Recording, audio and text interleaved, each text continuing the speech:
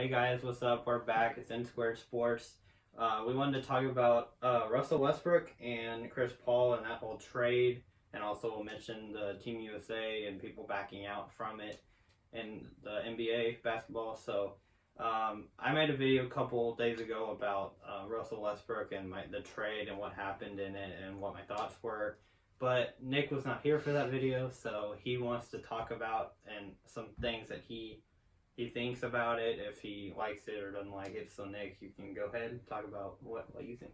Personally, I was a little shocked and off put. I honestly thought it was a joke when I first saw it, and I was like, oh, this is funny. This isn't gonna happen, but it happened. I think it's pretty polar, the opinions, that it's either gonna bust or it's just gonna be like championship bound. In my opinion, I personally think it's gonna work, but I can definitely see there's gonna be a little drama, and there's gonna be some games where the Rockets look horrible. I personally have the belief that Westbrook and Harden can work together. I get that they are the two most ball hogging players in the NBA, but they've worked with each other. Westbrook works well with centers, and he's done it with Steven Adams. I get Steven Adams and Capella are different players, but he has shown that he has trust in his centers, and I think him and Capella could work well together and get some chemistry. Harden and Capella already have some chemistry. I think this will allow for some growth in Capella, and in return, I think there's going to be more of a threat in the paint, which I think there was a lacking of towards the end of the season, because every year the Rockets just shoot more and more threes. Yeah. I think Westbrook is going to make teams respect the game in the paint and allow for more shooters like Gerald Green, Daniel House, Austin Rivers, PJ Tucker, Eric Gordon, to shoot more and give them a little bit more space to shoot. Yeah, I think. Yeah, I agree. I think in the end last year, Clint Capella didn't even play against the Warriors because he just couldn't. And when he did, he didn't play well. And I think with PJ Tucker was really their big man down low, and he's not a big man. He's 6'5" or whatever. He was the only guy in the paint. So when you bring in a guy like Russell Westbrook, a lot different than Chris Paul. He's bigger than Chris Paul. He can get to the lane much easier than Chris Paul. And Chris Paul just didn't have that, I'm going to drive past you and score. He had to finesse everything, and Russell Westbrook can be physical and can take it at you. So you always have to be prepared to guard the paint. And so I think that's a great point you just made. So I'll just briefly say this. I don't think anybody would be surprised if this completely busts and doesn't work. But this is what the Rockets had to do. And I think if someone's going to bash the Rockets for doing this, I just don't see why they would think that having Chris Paul would be better. They dumped Chris Paul, and they're trying to move on. Westbrook has worked with people like this before, and he's worked with stars. He can do it. And just a brief point is, stars moving to a new location, to a new home, sometimes rejuvenates a career and sparks it and gives it a little bit more energy. And hopefully, all this needs to do is win one championship, and this trade can look like a deal and look like a good deal. And also, if they win a championship, Russell Westbrook, James Harden, their careers are complete. I think they're already Hall of Fame bound, but if they won a championship, they would for sure be in, just with all the statistical stuff they've accomplished. A championship is all they have left. So I think they realize that, and they want to try to do it together.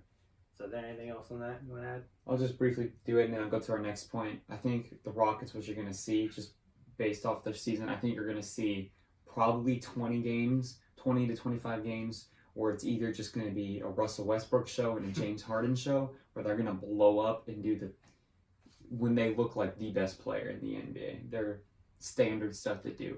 It's going to be those 50 other games that we're going to be like, is that team going to work together and going to be able to play in the playoffs? So Chris Paul was included in the Westbrook trade to offload cap space from the Rockets so that they could acquire Westbrook.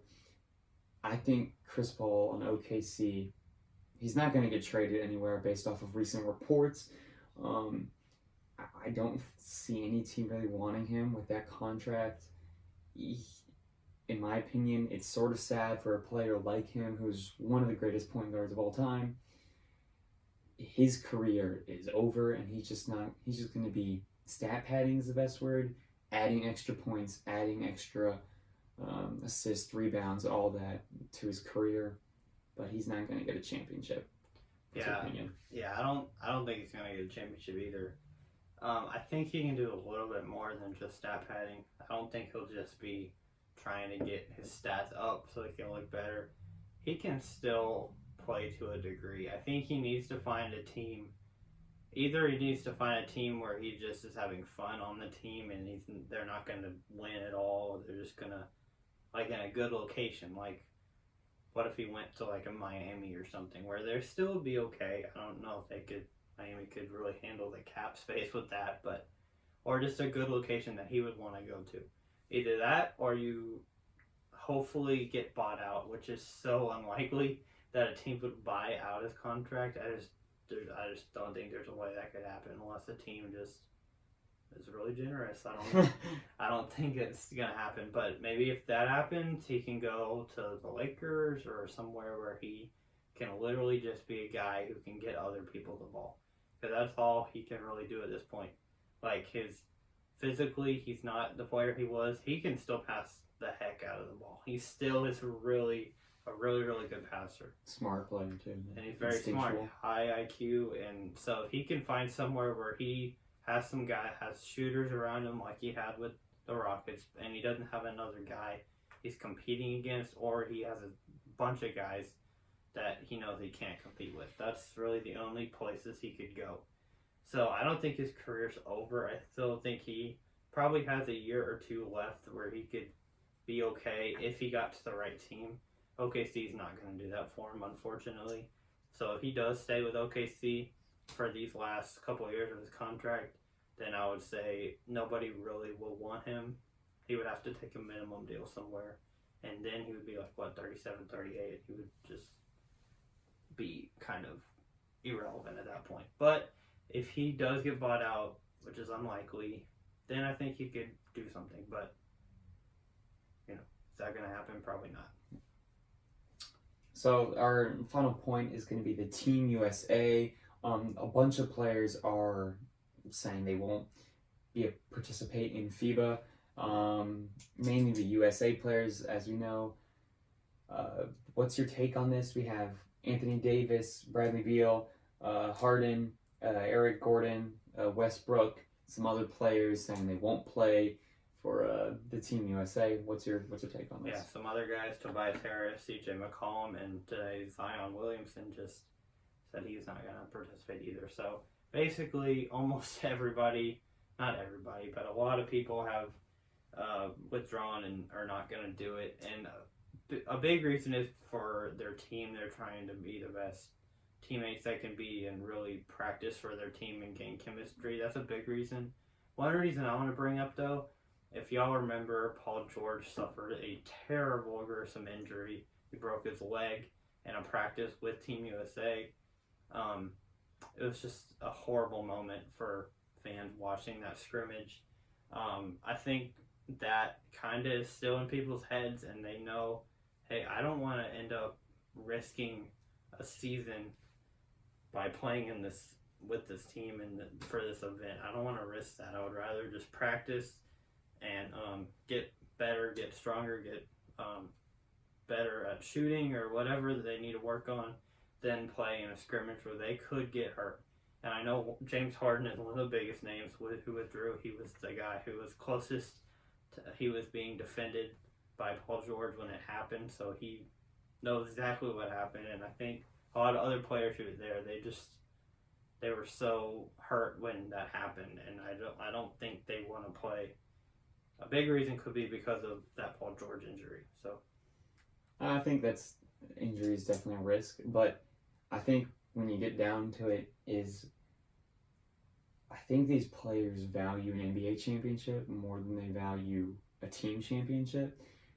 I don't know, you can interpret that in many ways, saying that maybe they don't They don't want to play for their country. It's not patriotic. Or I think it's just more so that the NBA is the best talent in the world. Yeah. And I think that's the case. That might be pretty self-explanatory, but I think it's showing that these guys are dedicated to getting that championship.